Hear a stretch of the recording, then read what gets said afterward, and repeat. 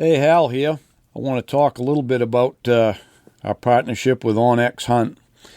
I've been using it for a while now, and if anybody knows me, they know I'm not a very techie person, but the OnX app is it's a real time saver. I remember the days when we poured over topo maps everywhere we was going to go and stuff, and I don't do that quite as much anymore. Where it's really helped me is scouting, whether it's deer scouting, a moose, or even turkey hunting in the spring, which I do.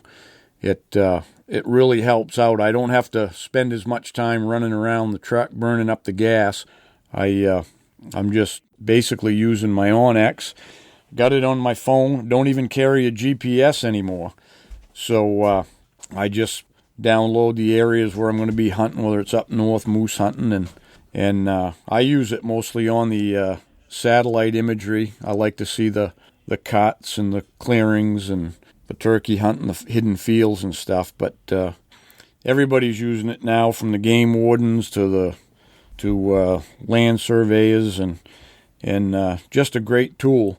And with our partnership with OnX, if you use a code BWB, you're going to receive 20% off on your first premium or elite memberships. And you just go to onxmaps.com/hunt. You'll be glad you did. Good luck on the trail.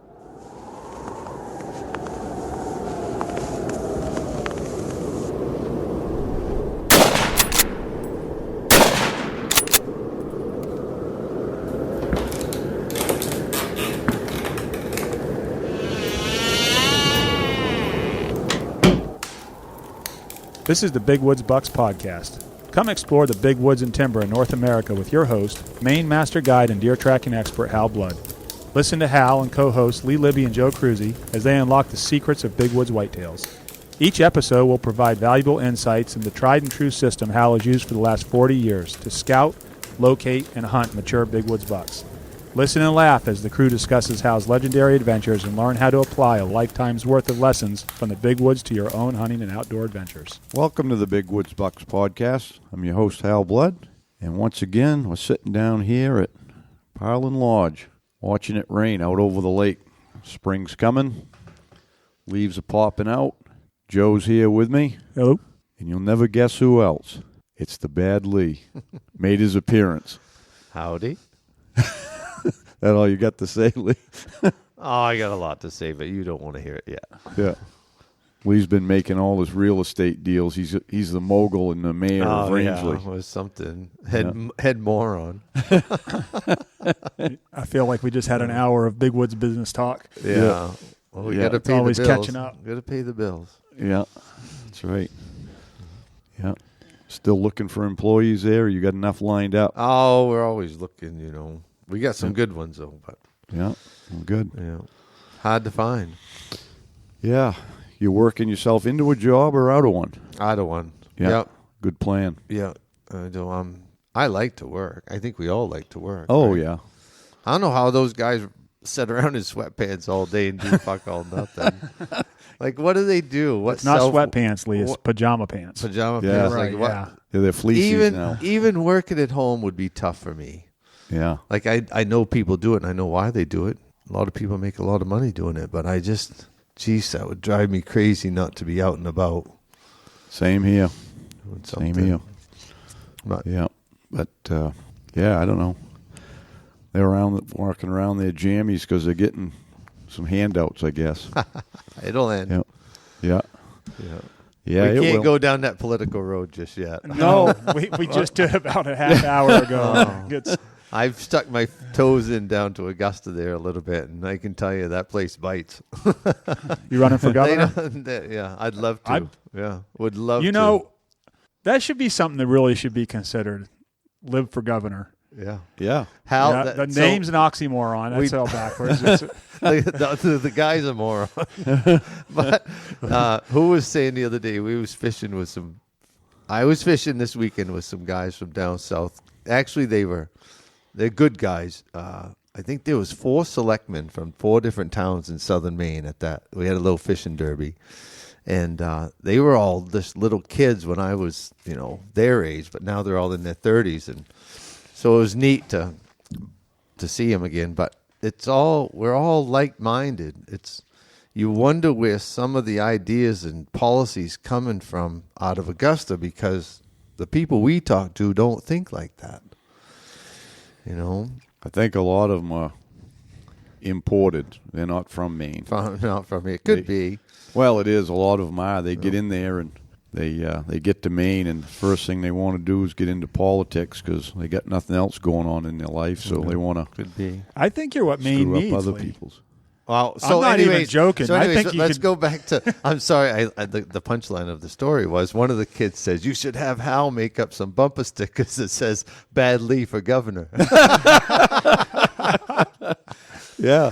Oh shit! I'll tell you the one that gets me the most idiotic thing that our state government could do, which it can't be the most idiotic thing, but it's in our face, is those frickin' solar panels at the interchange. I know. If that's not the most backward, unbelievable thing to cut all those trees they cut down. the nice trees and the exchanges and stuff and through solar panels. It's the largest form of virtual signaling I've ever seen in my life. And just to make a point, and we're going to jam it down your throat. Yeah, they come through Kittery and they see the big sign, Maine's vacation land, the way life should be, and they get up to the Portland interchanges there, and there's solar panels. Right. I don't really think that's why people come here. I'm not 100% against them. I don't think they're that efficient, but I think they should be out of sight, out of mind. So right now the state's pushing a thing that gives you for solar, it gives the right of the landowner, so you could have up to 5,000 square feet of solar field in your backyard. That's bigger than most houses, right? So imagine your neighbor in a small town putting a 5,000 square foot solar field in their backyard. It's nuts. Yeah. It's absolutely nuts. They're popping up, and so, I mean, the field, the agriculture that we're paving over with these things is unbelievable. It's awful. And so Braden and I were talking about this the other day, and he brought up a good point. And I can't understand why they haven't gone down this road. He said, "Why aren't they putting solar panels on the corridors, the power line corridors? Doesn't that make sense? It's an area that's not used for anything right but transmission. It's wide open, and it's CMP's right away." Right. Yeah. I don't think it's efficient to transmit that stuff that far, but you do know, I think one of the biggest reasons that personally I was not for that corridor is I think it's a transmission line, but I think it's the opening to more transmission lines. Wind turbines are coming. Yeah, Yeah. so I think that's what it's for. So the whole thing was about that. You've got the transmission line, right? Which goes against everything that we voted for because we overwhelmingly voted against it, and now they have it again, right? How did that happen? Well, they got down into the court in Portland, and we got screwed by the jury down right, there, so it goes basically. back to the administration because they found it's all timing, right? They timed it right. They have an administration that can be bought, and that's how they get it. But it opens up huge. So what if they want? We're looking at Parlin Mountain. What if they want to put wind towers over there, and that transmission line's only 2 miles away? Be easy, right? That's the whole point of it. It's the whole point of it. But the whole the corridor thing. I do see the side where I understand it was voted on, but it was voted on after that it was approved. So the problem is landowner rights, and I do see that part of it as being in development and everything. If you get approvals for something and you go out and you start spending money, you can't have the project ripped out afterwards. But it should have gone that way to begin with. It should have went to the people before, which it will in the future, but that doesn't do this one any good. But I wouldn't even I don't want to see it either, but I wouldn't have a problem with it as much. But I know what's coming now. Yeah. It's going to destroy the area. The problem is the way they do the wind and the solar is it's a money grab for a few people. Right. If the government, and the government's subsidizing it all anyway, because it wouldn't work. Everybody said there's no way in the free market that stuff is going to ever work. So I would rather see them take that same money that they're going to put into solar and put solar in everybody's roof. Right. Much more efficient. Well, you can now for free. So there's grant money out there, and I'm ignorant. Nothing's free. No, Nothing's someone's free, paying Lee. for it. I'm ignorant on this, so if I misspeak, say something. But so I was recently informed that now you can get solar on your roof for free. So, but I looked into it because I'm going to put it in. Yeah. But I got to pay for it because the only thing I read the whole thing. I went on and looked at it, and there's a tax incentive you can get. It graduated down per year, like you can get 30 or 25% or something towards taxes. But all the free stuff is for low income. Even the loan. Well, I'm low income. Even the loans, you got to be low income to get like a loan, a low interest loan for the solar. I get 'Cause I read it and I'm like, well, I guess I'm paying it myself as usual, you know. Yeah. But I'm going to put it on my garage because I just got, we're going to get, when this corridor goes through or whatever, they've already got into the CMPs in there for a rate hike on transmission. Oh, my shop, the meter spins on my shop so fast. It's wonder it's going to take off. Yeah. Well, I started with mine when we first moved there. My electric bill was, I had an electric hot water heater I threw in real quick, and it was $125.50, and then it crept up to $200. So I put a Renewal on demand in for the hot water because, Deb uses a lot of water and fills her tubby up, her big tub upstairs. But anyways, it dropped down to like $125. It cut $75 off it. All of a sudden, it's crept back up over the years. It's back up to $200 again, and it's going to go more. It ain't stopping there. So ridiculous. Yeah, solar makes sense in the right application. It's just it's exactly what Hal said is it's just a few that make money on all these big things, and that's why it's getting pushed, and it has nothing to do with saving the world. No, and it all goes back to who's in charge. Yeah, I had some young what fellas agenda? In my deer clinic last year that's what they do. They work for a company that installs that stuff, and I got talking about it. And when we got back on Sunday, they jumped up on the roof and measured up the roof on the garage. See, I want to put it on the garage because nobody will ever see it over there, Didn't want it on the house. And they call it a on-grid solar because I'm already hooked to the grid. I don't need batteries, so that's an expense. But your house has a better south exposure, doesn't it? Nope, they're both right south. Yeah, pretty much exact. So when you're on grid, so they design it so because up north in the summer the days are longer and you produce more than you use, so they figure it out for your annual usage. So in the summer it's like a reverse meter or something. It goes back into the grid what you don't use, and then it's like banks it. And then in the winter, when you use more than you need, it's taking it out of the bank. So hopefully it ends up even because you don't get paid for anything. But at least if you break even, you don't have an electric bill anymore. Yeah. And then if you just figured, like for me, if my electric bill's $200 a month, that's going towards is going to be. I think I figured it out would be like about 8 years. It would pay for itself. That wouldn't be bad because those. From what I understand, the system itself, the panels are only good for about 25 years. Yeah, that's going to be an interesting mess 25 years from now. And what I did learn about those, too, is the technology in those gets better. So now one panel will produce the same as 4 used to. Oh, nice. So you're not using as many to produce as much as... Well, 10 years ago. You need a new roof in 25 years anyway. So honey, we got to do the roof and the solar panels. It's only going to be 50 G's. I might not be worried about it in 25 years. That's why the guy bought my when I sold that roofing company, I had a standard seam metal machine, and he bought it because he was into solar, and he was convincing people, which was super smart, was let's get rid of the shingles. Let's put a metal roof on that's good for, I've seen them old roofs. 100 years. 100 years, yeah. And that's with the old kind that's of metal. The old kind with the exposed clips. And they make brackets that hang onto the ribs so you don't have to penetrate the roof, which is a good system. And so now you can put a 100-year roof on your house, potentially, and put the brackets up and just change out the panels in 25 years, or add and take off. And how long is it till those, like the roof and metal panels are solar themselves? Yeah, You know, well, that'll they're be already coming, they're already metal panels, as far as like shingle looking that are solar. They're just going to be black roof. Yeah.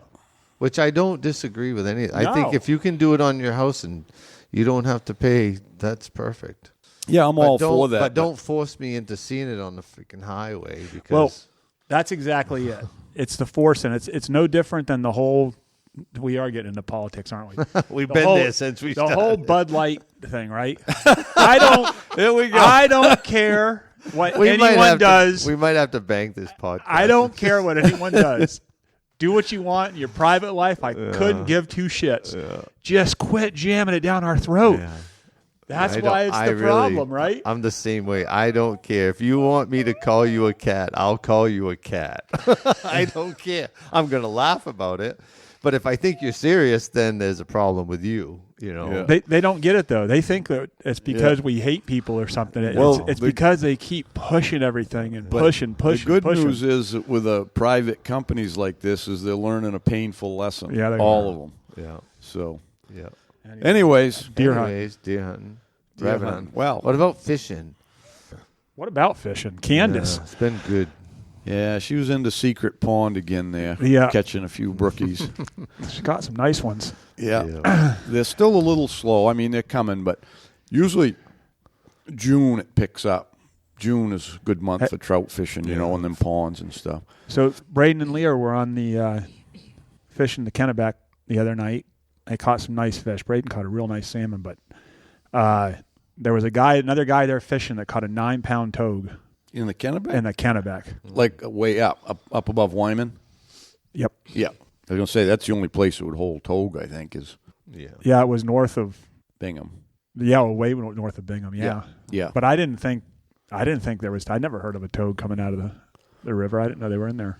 Well, I'm sure they could get there, I mean, it could fall out of the, over the dam in Moosehead and get there, you know what I mean? Yeah. Yeah. Well, I'm sure that's what happened. Fall over the dam. I'm going to use that the next time I can't make it to my truck. Honey, I've fallen over the dam. Get me to the truck.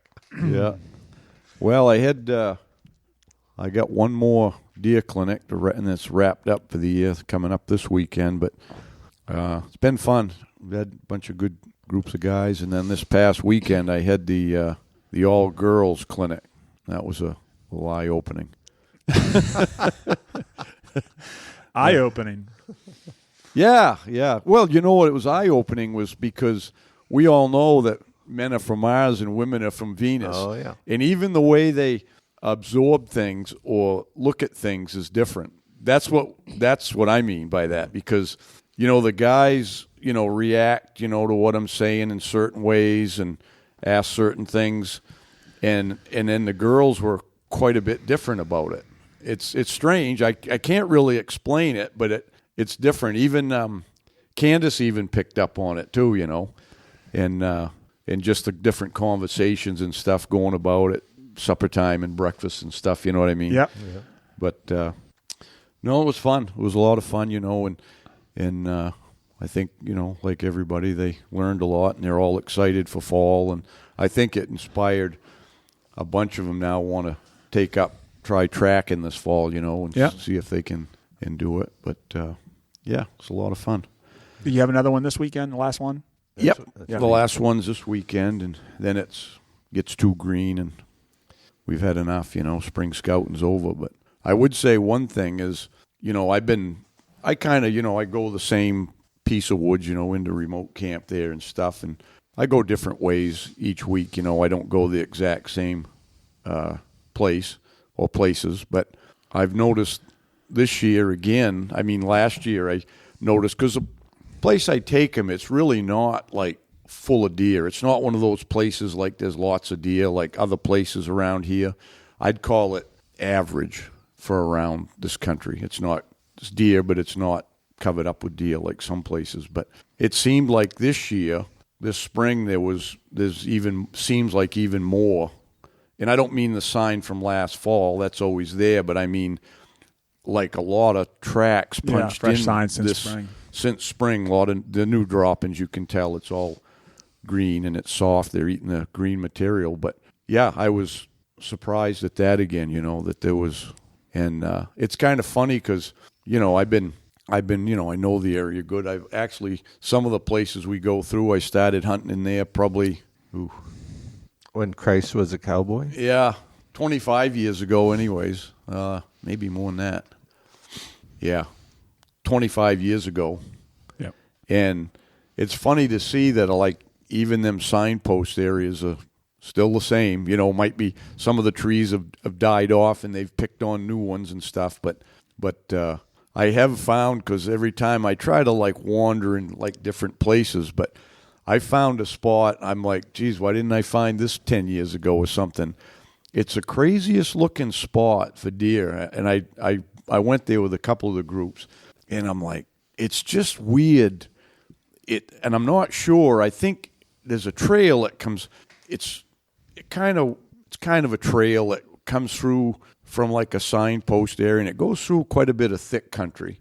But you can see where they go. It's pretty easy going. And then it comes out, and it comes up on this little low hardwood ridge. Like, I mean, you're just looking up. It might be, I don't know, 50 feet higher, this hardwood ridge. And it's really open, but not big trees. It's like, you get into some of them places like the moose ate a lot of the trees 10 years ago. Mm-hmm. But maybe they killed a bunch. But it's opened up. And once you get out, the trail comes out into it, and then it disappears because, when they get in the hardwoods, they wander all the time. And when you get right up near the top of the ridge there's like at least 6 or 8, I didn't even look all around, maybe 10 big scrapes, not just pawing around and diddly-dinking around. I mean, real scrapes. And a couple of them are dug right down in the shale, and they've take out 4 or 5 inch pieces of shale and pawed them right out of the ground there. And I'm like, holy. I mean, yeah, it was crazy. And rubs, and I mean, it was tore up like that on this. And I'm looking around and I'm like, what an ambush point for someone that could sit. Because if you get up at the top of it, you can see like a commanding view, like 360 there. And you can see maybe in places 100 yards, you could see one coming, Okay. And then when you get up by that, when you get up to them rubs and them scrapes and rubs on the top, a trail develops again. It's like they wander up there, and when they get up there, they go through and then through the top, and then it goes over the top, and there's green bluffs on both sides, and it goes right down through the middle of it and starts dropping down and just kind of wig-wags around down through there and gets back into the green growth again. But then you can follow that trail. It's like, to me, it looks like a migration trail. But they use it. There's fresh tracks in it now, So I'm like, I got to investigate that a little bit more this fall. But it does. You can follow it a long way. And then I followed it down, and it drops down into some nice green growth. And you can see, I always teach people the way the deer travel is like the path of least resistance, right? They don't go into the thickets, and they kind of use the lay of the land, and it's exactly that. It rolls down over these ridges and around them in the right places and drops down again, and it wigwags down in the bottom. Get down into the bottom there, and there's like 5 or 6 signposts all within sight of each other. When you hit the bottom down where it gets wet again, you get down off the ridges, and it gets down into a wet run in there with a little trickle down through it. You probably won't put a camera there anytime. No, probably not. Probably won't go back. But yeah, but that's how you find stuff. You get looking, and I tell people, if I'm a creature of it too. We're all, I think, creatures of hunting the same piece of woods the same way, right? We want to, because we found sign there, we want to keep going, staying in the sign. But sometimes if you veer off a little bit, you get into a different avenue, and it takes you to a whole new place, with different things. So, yeah, that's the fun of it. Yeah, it was crazy. You've been shed hunting at all, Lee? We were gonna. No, not at all. Went once, found one. Yeah. all winter and into the spring. No, I did this because you got hooked last year. I thought. Yeah, we had a really good year last year, but it was different this year because like there was no pressure early. The snow was late, and they just weren't in the roads pushing each other around. Like No. Yeah. they usually are. So, Yeah. but I haven't been in 3 weeks. I don't think I'm done. How many did you end up finding? Not many. Yeah, I know there was Not many. everybody I had a I've terrible talked year. to. They're pretty spread out, and the pictures I see, the guys that get serious at it, most of what they found is old ones, white old ones. ones. You know, Yeah. yeah, yeah, the guys with dogs are doing pretty good. yeah, yeah. Because the dogs will run around, wander around, and find them. But man, to find them with your eyeballs, just trying to walk every single little trail because they're not in the green growth as much. They could be as out in the hardwood ridge as well as anywhere else. Yeah. Just you got to cover a lot of ground. Strange year. Yeah. It was fun looking though. Yeah. Oh yeah, get you in the woods and tell people when I'm doing that. Half the time I'm looking for deer sign anyways. I had a guy I know from Florida. I knew from hunting the Everglades down there that he got a hold of me a couple weeks ago, and him and a buddy are killing turkeys in all 50 states. And nice. They've got 38 done so far, and not in the same season. It's been a few seasons. Oh yeah, I get it. But I was gonna say that'd be a no, trip. no. I think he said they've been doing it for 5 years. They've got Hawaii done. They killed birds in Hawaii at 8,000 feet, and Yeah. but anyway, they're coming to Maine today. Oh, nice. And they don't do anything guided. It's all they just land on the ground and go find birds and go hunting. So Yeah. They shouldn't have trouble finding them here. Oh. no, I sent them a bunch of Onyx points, and Rick told me to give him his number if they run into any issues. Rick said he'd help them out to get some spots. But Yeah. I know back when I was working for Remington testing them guns, they'd come out with that V3 there, and I took one of them, and I went to 6 states that spring, and I didn't do it all at once. I might go to a couple and then go home and then go to a couple more. I kind of did it like that, kind of made a few trips out of it, but it was all in that one spring, and I think I shot, because some states you're allowed 2, but I think I shot 8 birds, and I think my total hunting days was maybe 8 days or something like that. I got a couple. that's a fun trip. Yeah, that was fun. Yeah. Yeah, they've got the whole Northeast done already except for Maine, so they're just going to come here and hunt 3 days and go home. Yeah. But they shouldn't have a problem. I took my grandson again. He's snake bit this year on a turkey. It's we went down to Rick's again, and we couldn't roost one. We went over and we couldn't hear nothing that night, so we went into it blind, But Rick knew there was some turkeys there in his field by one of his pits there, and we got there in the morning, and so we didn't know where we were going to set up, so we just kind of crawled in this little rick of woods in the field, And when the crows started hollering, one lit up and it was right in front of us, Like ordinarily it'd have been it might have worked, but Rick had said the turkeys have been going over to the neighbors, which is down the other side of his property. The guy puts out he throws cracked corn on his lawn every night, and he said the turkeys scratch up all the weeds out of his lawn by doing that. Kidding. Yeah, he just goes and sprinkles it all around. He said I guess he gets a lot of them Indian paintbrushes in his lawn, Yeah. He says they scratch them right out. So he don't do it to feed the turkeys. He wants them to scratch the weeds out. Idea.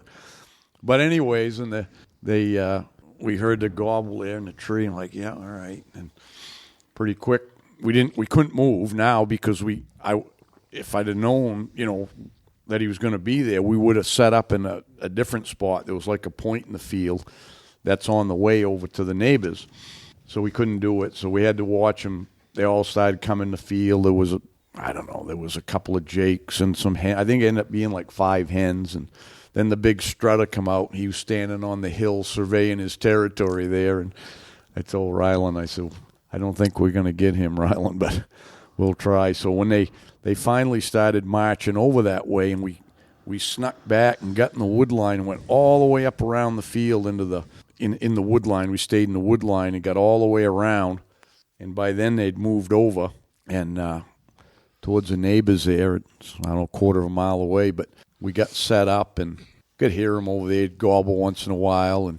And I put my, whenever there's you could tell this is a dominant bird, like his beard was dragging on the ground. And so I took my strutter decoy and I put it out like 20 yards in front of us there, thinking that if he saw that, he'd come running. You know, it's his field, right? So I put that strutter out in a hen, and we'd been there, I don't know, a little while, and I looked back down he's got a little road right through the field, that because his road goes in one side and out the other. Like he can drive through his pit and go out either way, I guess, depending on which way he's trucking the gravel out. But so there's this little road through the field, and I look down there and I can see this turkey coming out of the wood. You know, it comes out of the woods, and he's coming up the road, and I get my binoculars out. It's another longbeard. I go, oh, Riley, maybe we'll get this one. So I called to that thing. He put his head up, and then he started running right up the road, right towards us. I said, get your gun ready, Rylan. Well, right in front of us, there was Rick had been clearing out a lot for his daughter there, and there's a little pile of brush. We was leaning against one, and there was another pile of brush out there about, I don't know, 40 yards, and it broke down over the hill so you couldn't see. So he disappeared, and I know he's coming right up the road. Pretty quick, here he comes. I see his head coming up over the hill, and so he sees that strutter decoy, and all of a sudden he's like, You can tell he's not the dominant bird, and because he never gobbled either. You know, he never. When I see him coming, he never once gobbled. So I think that other one ruled the roost. But anyways, he was in range for me. But the other day when I took him there, the last time I goofed up and I told Rylan they were in range. I forgot about he's got a 20 gauge, and they were out like 50 yards, and he didn't do any good. So I didn't want to do that again. So I said, no, they're not in range, Rylan. And he just turned and he went back down over the hill. And then the one over there, I just call light once in a while, and the big one would gobble once in a while, but he was with 5 hens, but this one would gobble again too. He went down over the field and into the woods there, and once in a while you'd hear him gobble as he knew. So finally we tried to go back. I said, let's go back down in the woods. Rick said there was an old wood road in there, and tried to call them from, because they were both down in kind of the same area. They were probably a few hundred yards apart, but we got down in there, and the time it took us like a half an hour to get around there, and we never heard a peep. Once we got over there, we never heard another gobble or nothing. So I said, well, we'll set up here tonight, because they're sure as heck they're going to come back through here, and they're going to go roost up there again, because it was up behind the field. It went up a big steep ridge, and there was pines and hemlocks and stuff. We got back about 3 o'clock there and got set up, and we had hens. We had live decoys. The hens showed up. They come up. I think they were nesting during the day, sitting on their nests, and then they come out to feed before they roosted.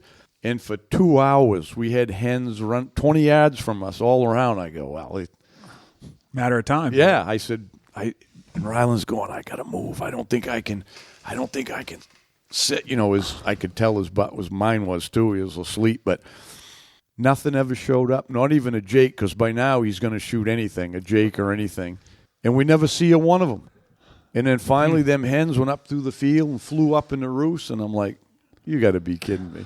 That snake bit. I told Rylan, I said, you're going to get him tonight. You're going to get that big one.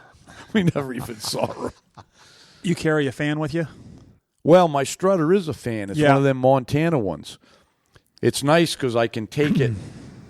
I got in my vest pocket, them Montana ones. You know how you fold up a pop-up blind? You kind of twist it in half, and it flattens right down about a foot diameter, and it's got a rubber band on it. I just throw it in my pack. It's got the little post you stick it on, so I carry that strutter and the hen both together.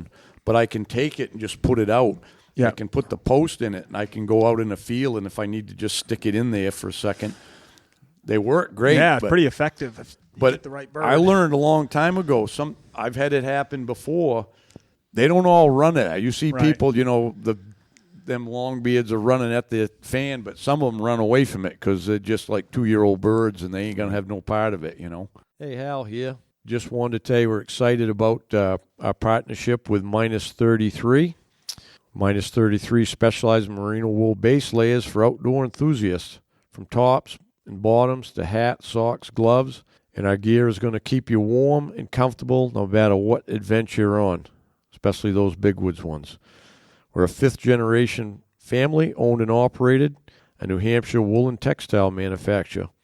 They have over 106 years of woolen expertise, and they started manufacturing woolen socks, the Mountain Heritage ones, in New Hampshire in 2018, with the idea that a quality product, affordable pricing, and can be worn and loved from season to season, no matter what your experience level or skill is, so no one should feel uncomfortable or ill-prepared in the outdoor community. Having a reliable gear is one of the first steps towards a lifetime of passion or whatever activity it is.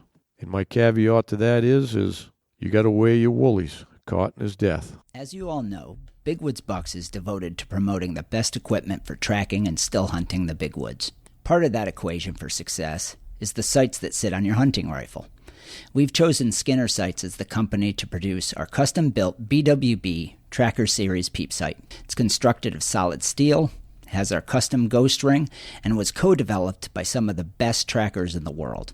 To get yours, go to bigwoodsbucks.com and click on the optics. Well, it's always interesting, you know, when you see that dominance play out with wildlife. I saw a video the other day that was, I think it must have been recently shot out in Alaska, of 2 brown bears fighting. Yeah, I saw that. That one where they're real close to it. Yeah. That is just awesome to watch. Yeah. The power of those things. Oh, yeah. Unreal. Yeah. But the guy that was narrating it, he knew exactly. He was watching. He talked about which one was going to walk away first. He said the one that won is the first one that walks away. But he kind of narrated as it went along. Yeah. And it was some kind of cool, man. Yeah. I'd rather see a couple of bucks fighting. Well, who wouldn't? Yeah. I've never seen that. I've heard it, and by the time I got there close enough to see it, You know what's funny? and I thought I was sneaking in, but I evidently wasn't. All the time I've been in the woods in the fall, I've never heard 2 bucks fight. I've heard 2 moose during deer season. I thought it was bucks fighting, but it was like small moose, like little crotch horns, just kind of clickety-clacking together, you know? It is surprising, you know, all the time that all of us have spent in the woods to never seen a buck fight. Yeah, I've never heard one. Some of my clients, I remember one time we had a couple of guys. It was a 2-on-1 hunt with one of the guides, and he was sitting in his stand. The guide put him in his stand. I think Chris DePalm was guiding him. Put him in his stand there in the morning, and he hadn't been there very long, and he was from like Tennessee or somewhere down south where they hear more deer because there's lots more deer. And he said, yeah, 2 bucks were fighting up there. And he said, and I'm thinking, he's telling me the story. Get I'm down like, and run. Yeah, you didn't go up there, you know. And he's like, nah, I just waited. And then like 10 minutes later, one of them bucks come walking down by him. And he blisters a beautiful big buck too. Jeez, it was a beauty. You got one, but I'm like, I'd have been low crawling up there to see what the hell was going on. Well, that's like the dream, right? You think about it. If you hear 2 bucks fighting, they're not going to pay any attention to you. It doesn't seem like. Right. Get up there and take your pick. Yep. Yeah. Jeez. I try. Yeah. Well, I wonder how often that does happen. you know, it's not really a lot because you'd see it more. You can see it's pretty obvious in the woods when it happens. You know, you see those spots. Yeah. And I've found a lot of them over the years. Oh, yeah. But some years you don't even find one. And you think about, especially years when you got a lot of tracking snow and you're following them and you don't come to where they fought with anything. It's not real common. I think because those deer live together anyway, they know who the tough guy on the block is and who they can fool with, and they don't want to fight with a tough guy usually. I think it happens more often than not when a buck is kind of out of his territory and he gets in another buck's territory. I think you're more likely to see it then. You would think it's like anything else, though, that as deer are aging, and they're getting a little ballsier and Well, feeling it themselves a probably- little more, yeah. they're gonna take their shot at it. Yeah, it probably happens, but it's not like it's But all I mean, the the time. fact that you could, a good fight is going to be something that you could hear A long way. a long way. Yeah. Hey, look who showed up! Come jump on the mic, Brian. All right. We got the fisherman. We got here. a special guest here. He's got his sunglasses on for fishing. And how long you got, Brian? Oh, a few minutes. All right, perfect. How'd you do last night? Slow. Yeah. Couple nights, yeah. So Brian Donaghy just showed up.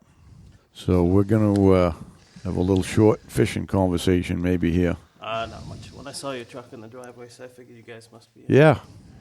I was just down fishing. It was slow, so. No, it's been cold, which is good. And just for the last couple of years, it's been so warm and so quick that the water Yeah. heated up quick. But I was just telling these guys June's going to be a good month this year. It'll be good. The last 2 years, probably May 15th on was excellent, but this year it's a little. I think it's like a week or two behind. Yeah. Yeah, there's been no mosquitoes out at night and no hatches the last 2 days. Yeah. I think I saw 3 fish rise yesterday all day long from Wow. 1 o'clock till dark in a pond, in 2 ponds. So, Yeah. yeah.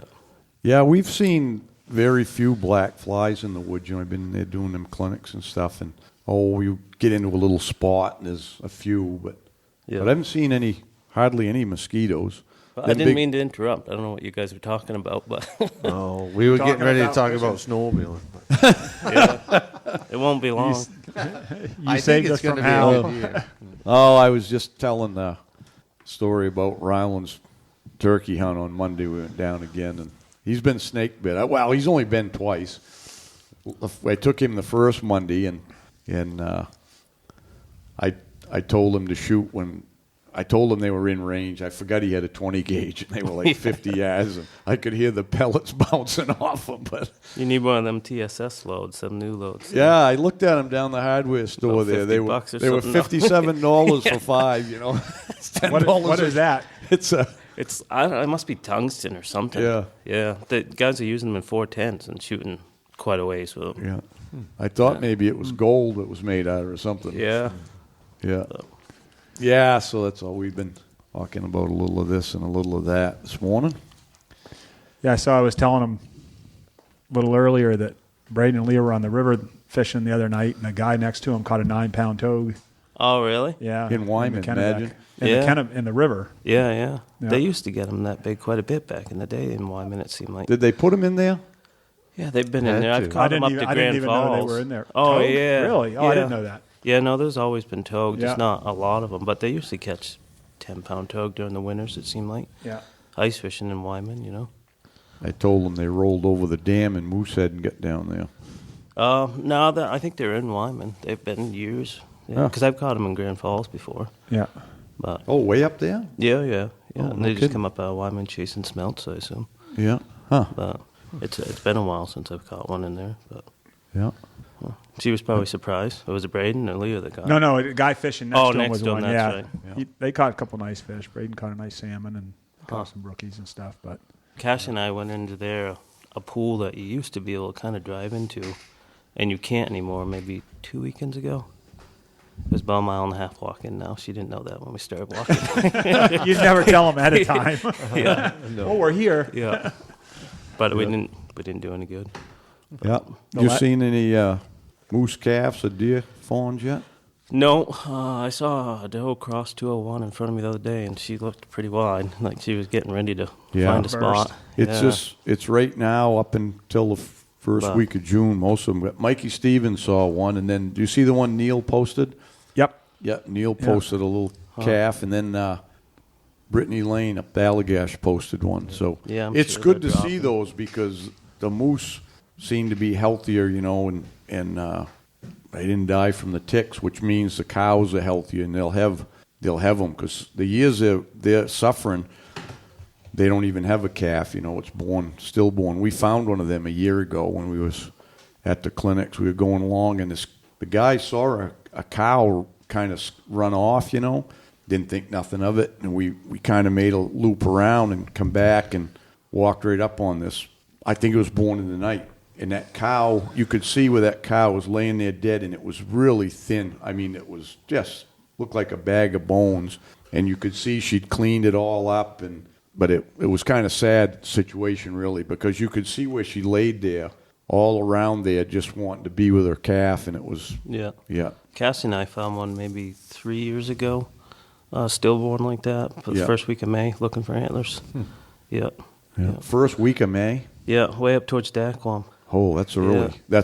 That could be why. It was. Yeah. I had a picture of it. She had, I don't know, she had her muck boots on. I don't know. She might be a size 7 men's muck boot, and I don't think it was much bigger than the muck boot. Oh, you know what that is? Yeah. It was born early. Yeah, it was born, stillborn. I'm guessing. Surprised you early. didn't mount it. I know. No. It was half eaten by ravens. But, Oh, okay. Yeah.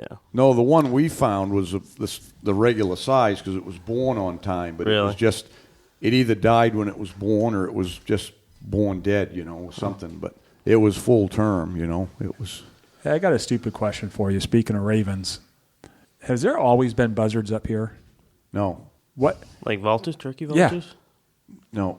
The There, first there's probably 30 of them in the Bingham right now in the field right there going out of town, and They- I've been seeing them up here a lot more. But they come every summer now. But the first turkey vulture I ever saw in Maine, because I didn't know anything about them growing up. We didn't have any. And then when I went in the Marine Corps, there was all kinds of them down North Carolina. And I asked what they were. Those are turkey vultures.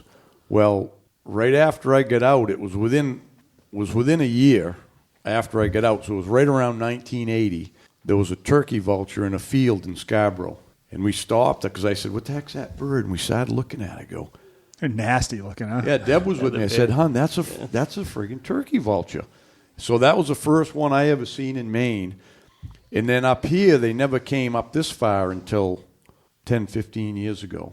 We Yeah, I started didn't think it had seeing been that one or long. two. I've seen a few of them, but man, it just seems like lately. Really? I saw some sandhill cranes the other day. They've been showing up more like in central Maine. And then Yeah. here it is, a deer podcast. But driving up the other day, I saw 3 possum dead on the side of the road, all around like China and central Maine. I saw one They're starting dead. to slowly creep their way north. Yeah, there was one down around Smithfield where Rick is. We saw one the other morning when we went turkey hunting there. Yeah, you never used to see that. And that's the same thing. Those showed up, ironically, about the same time because it was when I got out of the Marine Corps. We were living in Scarborough, and somebody had run over a possum, and nobody had ever heard of a possum in Maine, and somebody run over one. Yeah. So I had a tick last week on me up here looking for antlers one day. Ooh. Yeah, just regular old. It wasn't a deer tick; it was a wood tick. yeah, Wood wood tick, yeah. tick.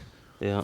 You know what's kind of was strange? We went turkey hunting. It was 2 weeks ago, and it's almost like everywhere we sat, we'd get out, and Ryland had these just like canvas pants or jean type camo pants, and for some reason they were tracted. He'd have ticks on him every time we got in the truck, or you'd see him outside. And then the suit I wear, I usually don't get any, but I had a few, and he had a bunch one time, and we went down and hunted kind of, the same area, down there, last Monday and never saw one tick. Never saw a tick, never saw one on us or nothing. I haven't had one on me yet this season. I've been out Yeah. a lot, even down around home. Yeah, down I've there. been working it's in the bad, woods and but- stuff, and Yeah. Braden said that he had like 50 of them on. They were turkey hunting the other night, and he must have got into a pocket of them. That's what it is. You get into Yeah. certain spots and That buck I killed last year actually had a wood tick on it too. Surprisingly, the one up here. Yeah, Yeah. There's I think a- the last 2 years I've seen a wood tick on the deer I've shot up here. that sucks. Yeah. I think some people think the turkeys bring them, and I don't know if they do and they don't, but I think up around town, I remember when one of our dogs got the first tick on it back probably might have been in the 90s, but I always figured that people coming up vacationing maybe brought them on their dogs because it always seemed to be like around town you'd see a tick. You never saw one in the woods. I know we talked about it before, but I read a report from a Maine biologist, and the report said that the turkeys eat the insects that eat the ticks. In other words, they're eating the big insects like grasshoppers and things like that normally would eat the ticks, and that's why there's a tick explosion. That was I would just think it's something natural. I mean, you think about DDT and all that stuff they used to spray back in the day. That bring it back. I mean, When Lee's governor, we're going to start spraying with DDT. yeah. Oh, that's right. You missed the beginning. We were all politics early on. Oh, yeah. Lee's running for governor. We wound right up. Wound right up. I try not to think about it these days. And if you do, if your tagline is "Lib for Governor," you're going to get the left vote too. yeah, there you go.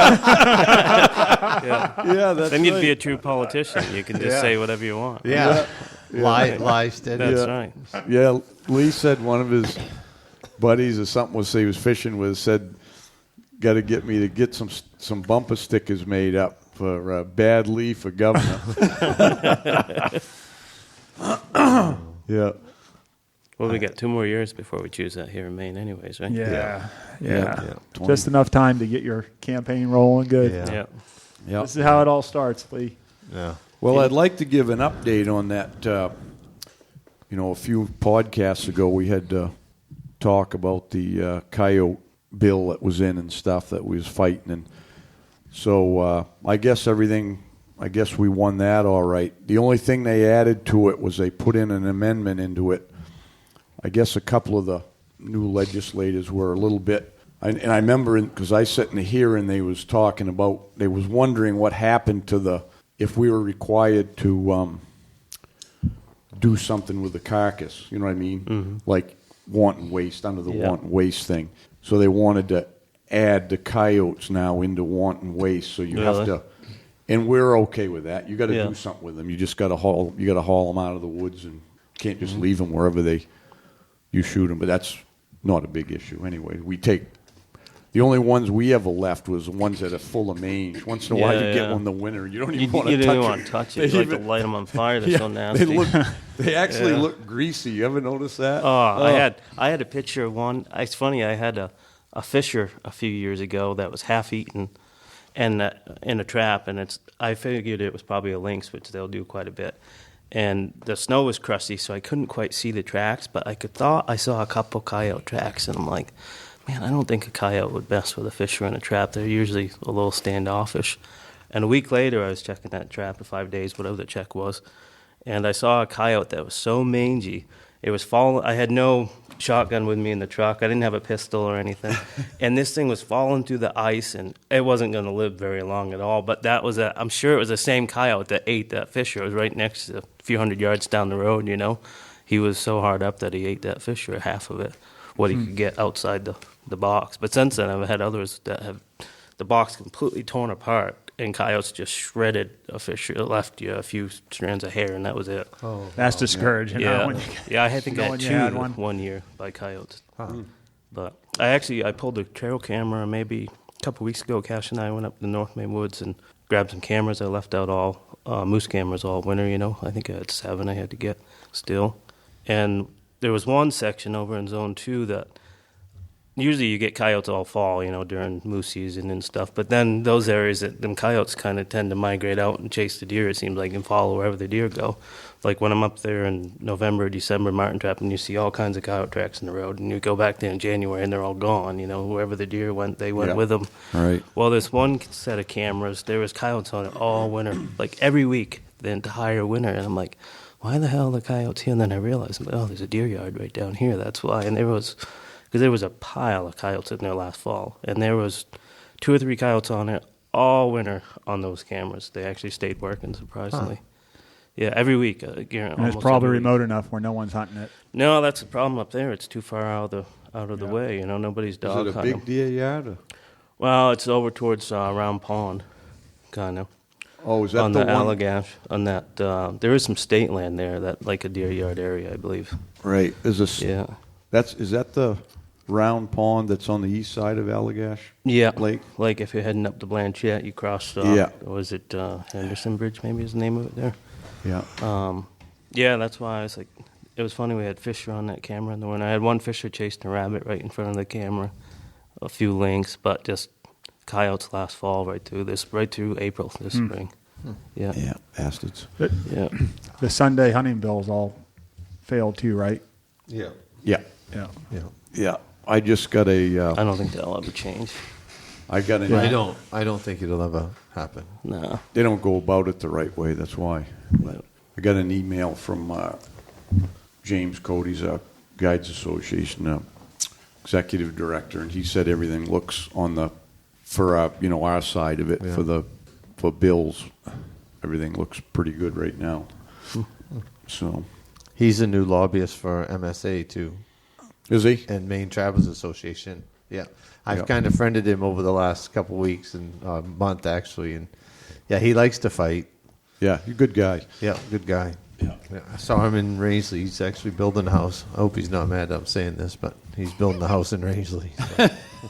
I think he's from that area, and he's kind of western area, isn't he? Yeah, actually, his brother Farmington pours concrete for me, so it's kind of funny. Oh, is that right? Yeah, Yeah. but no, good guy. So join the Trappers Association, the Guides Association, the MSA.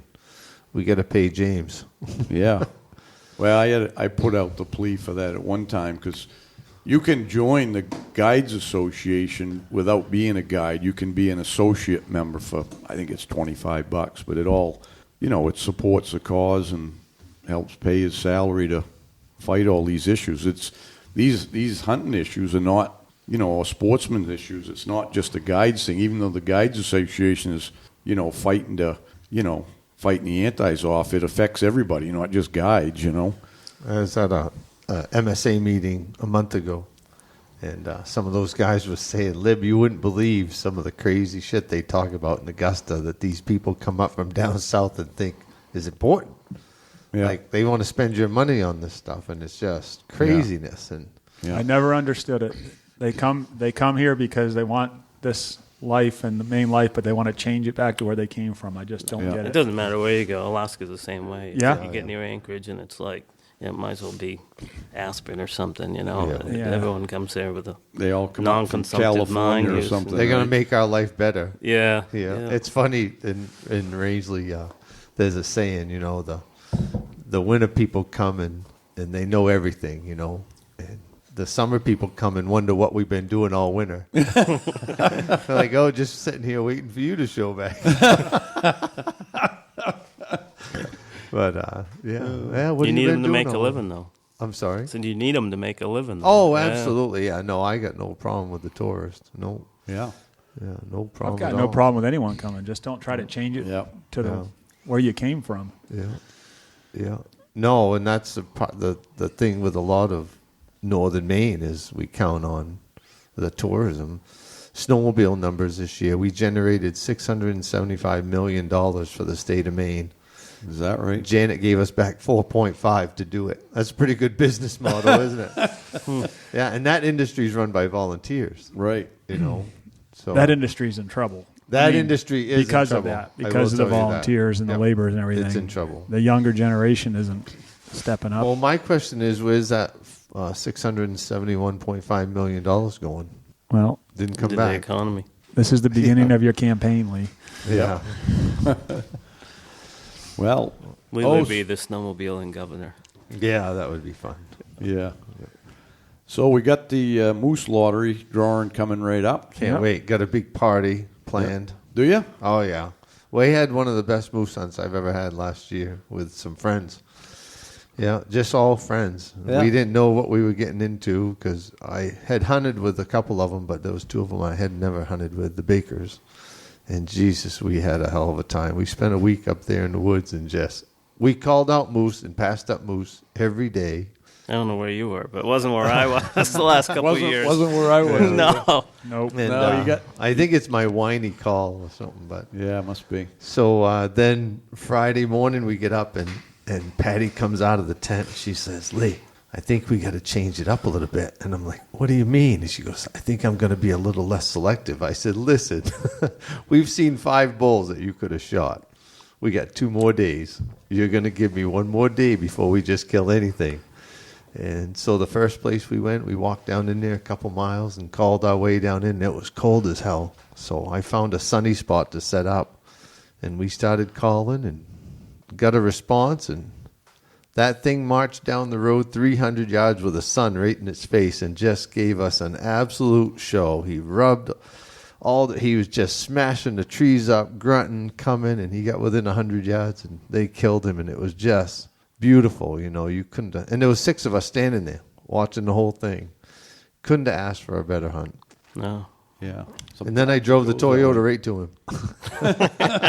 Even better, huh? That's the best part. Yeah. I drive it to him now, but I still quarter him and throw him in the back. I don't even take the cap off my truck anymore, so that way I'm forced to quarter him. Yeah. Yeah. Yeah. Yeah, last year we quartered one right on the side of the road that we could have drove right to. But. So it's going to be in Augusta at Mills Park, right? Yep. June 10th, Saturday.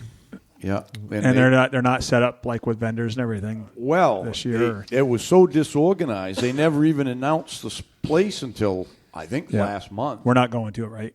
No, Okay. They I'm never going to sit home and listen to it on the radio. Yeah, they never contacted us, and then, but I saw that they finally there's an ad in the main. I just got them.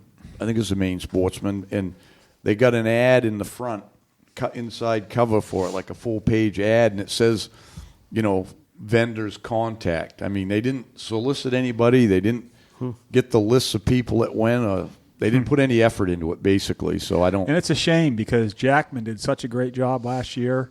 Skowhegan did a great job. Yeah, all the places do, but I think it's because Augusta. I think the other towns recognized it would bring people to town, which is the idea of it. And help the economy. How did it end up in Augusta? I don't know how they picked that, but it rotates around. But why would they pick Augusta instead of like maybe Windsor or someplace outside? Right. They won't feel the economic impact at all in Augusta, whereas all these other towns feel it. Right. No, because nobody will go. Yeah, and probably the hotels are full anyways. I don't know, but so that's what it is, and we're not going. I just got an email that I guess the Guides Association always has a booth at them, so maybe they got a hold of them. But I know Brandon Bishop that does the shows stuff said they're going to go have a booth there, so evidently there's room for some booths. Yeah, well, but it's not a very big area. That park down there is small, anyways. But so anyway, I'm gonna. I guess you can see it on TV, or they stream it on something online. I think. Since COVID, I don't know if they still do that. I do that old-fashioned thing. I just look at the list that night. Yeah, that's always fun. That's what I do. It's easier because you can't tell when people are reading them. It goes by. Usually, when my phone starts ringing the book hunts, then I know the lottery. The list is out. But, Yeah, right. So but anyway, that'll be fun. Yep. Yeah. Seems like all of a sudden we getting into late May and we're talking about fall again already. It's coming. It'll be quick. I'm glad. I'm looking forward to it already. It goes when you have a lifestyle that you live seasonally almost, and you just go from deer season. It rips by. It goes by. I was sitting in a canoe with a guy yesterday, and I've guided him the last couple of years, and I said, George, doesn't seem like we were just sitting in a canoe a few weeks ago, and it was a year ago. Right. I said, it does seem like we were just doing this not that long ago. So you're heading to Alaska and Cassie and I fly out the 19th of August. I got to do a moose hunt the 8th, I think, or the 10th to the 20th, like I did last year. For the same area you're in. 9 or 17? It all depends. Probably be 17. Yeah, just whoever he puts me with, depending on. Do you go out of the camp there, or you go? Yeah, out of his remote lodge there. Yeah, the whole Litna there. Is that the same spot you hunted last year? My guess is he'll probably drop me on the same hill. Yeah. It seems like that's what I've only worked for him. This will be the second year, but it seems like his guides always go the same areas. Yeah, some good glassing from that spot, and I think we saw 12 bulls last year in 8 days. That's good. 4, maybe 5 legal ones. 4. Yeah, that's a good spot for out there. 4 legal ones, probably. Yeah, we spent 2 days in the tent out of the 8. It was pretty crappy out, and I probably would have went out, but the guys weren't really into it. So I just sat in the teepee. Some of those Vortex, the range finding binoculars. Oh yeah, like the Furies, whatever. Yeah, they're pretty good. Boy, they're nice. Yeah, I had a pair just years the quickness ago. of them, and yeah. Eric got some last year, and it's a pretty good deal from Guidefitter with the discount and everything. So I had a client give me a pair of Swarovski rangefinders, and in trade, I gave him my Vortex ones. he said some trade.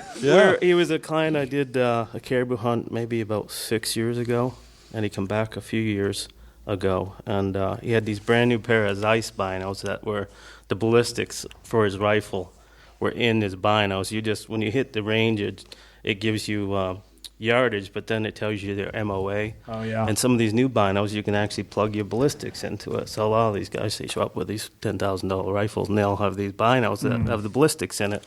So when we shoot, he actually did shoot 550 yards at a caribou, and, you know, when I used his rangefinders, it told me 5.5 or whatever, so you dial a scope, and it adjusts your elevation. It doesn't deal with windage, obviously, but... So he said, I got a brand new pair of Swarovskis. They're only a year old, but I couldn't put my ballistics into them. I said, well, what are you doing with them? And he said, well, my nephew out with the other guy is using them right now. They're my spare pair, he said. I said, spare pair, really? I said, well, we got this bull we've been trying to kill for a couple of years. I call him Statue. He says, well, we kill Statue, I might just give you my spare pair of binos. So 4 days. I've never hunted so hard for a caribou ever. It took us 4 days to kill him. We finally got him, and we did shoot him. And yeah, I called him Statue. I saw him 2 years in a row because he used to get out in this flat, like a mile or two wide flat, and you'd go after him and you'd lose elevation, and then I'd get out there and I could never find him. I could never get a hill big enough to see where he was at. And I had a tall kid with me packing that time. He was like 6'2", and he spotted him only because we couldn't see him, you know. And we finally did. We shot him about 550 yards, and he gave me the binos. And then I said, geez, these things are too expensive. I can't take these. I'll give you mine. So now you still have a spare pair, but they're just not quite as good, you know. Yeah. Cool. That's funny. Steve Nichols, really nice guy. At the guides banquet there was a pair of Swarovski binoculars that were auctioned. Yeah. And I would never own a pair of Swarovski just because I'd never pay that much for binoculars. So I was like, this is my chance, right? Right. Well, I got up to, you got to look it up and see what they retail for and figure out where you're at with it. So I got up to about $700, and that was as far as I was going. Well, I think they went for about $1,000. Didn't they? Greg Lane, right, who I guided moose hunting, and it's the only time. It's kind of funny. I forgot my binoculars when we went up there. Remember that, Hal? Yeah. Hal was along on that trip, right? And it was the worst to go up and forget something like that. And Greg was great about it. You know, I think he actually had a spare set. Well, Greg was the one he's from Pennsylvania. He was there bidding on those Swarovskis, and he ended up getting them. And the price.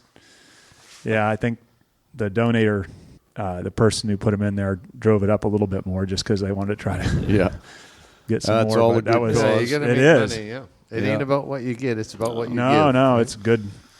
Yeah, I got dropped off on a bear hunt on Unimac, a brown bear hunt, and I forgot my spotting scope. That was not a message I wanted to send my boss. He had to fly my spotting scope all the way back out the next day.